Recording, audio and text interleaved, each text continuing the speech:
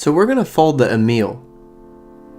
We're going to use a piece of computer paper, and ours has green lines on one side and blank on the other so that you can see it better. To start out, just go ahead and fold it in half. It's really important to keep in mind that the more symmetric your paper airplane is, the better it will fly. So be careful to make it as even as possible.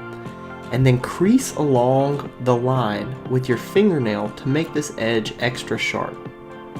Now open everything back up and then fold the corner into this middle crease and this other corner into the middle crease.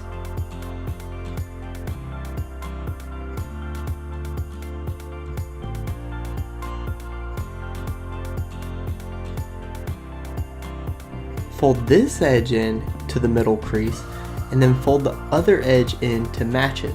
Be very careful to line it up as best as possible and that these inner flaps don't end up sliding when you try and fold it. Then crease everything nice and sharp with your fingernail.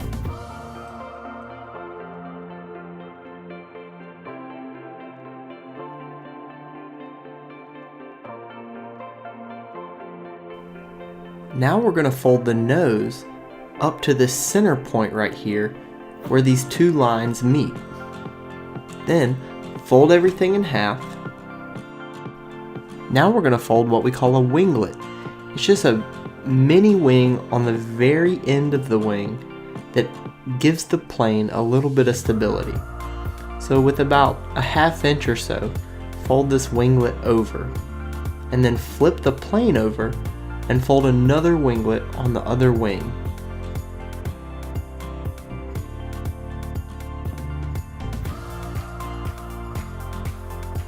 Next, we're going to fold the wings.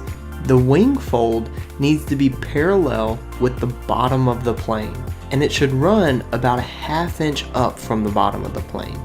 This is important so the body of the plane doesn't hit the cross member of the launcher. So go ahead and fold this one side and then flip it over and fold the other side to match. If your plane turned out anything like mine, it probably looks like an M right now, just like this. Now if you throw it, look what happens. Whoa! It spirals like a football. Now, if we bend the wings up so it's shaped more like a Y, look what happens. Wow! It flies a lot better. That's amazing. The Y is making the plane more stable.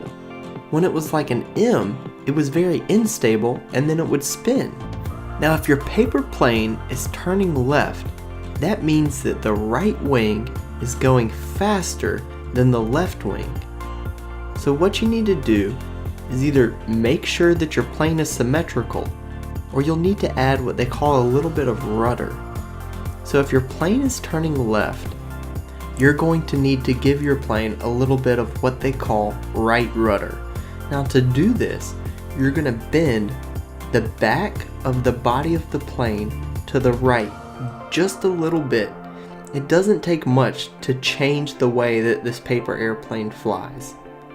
You should be able to play with this in order to get it flying almost perfectly straight.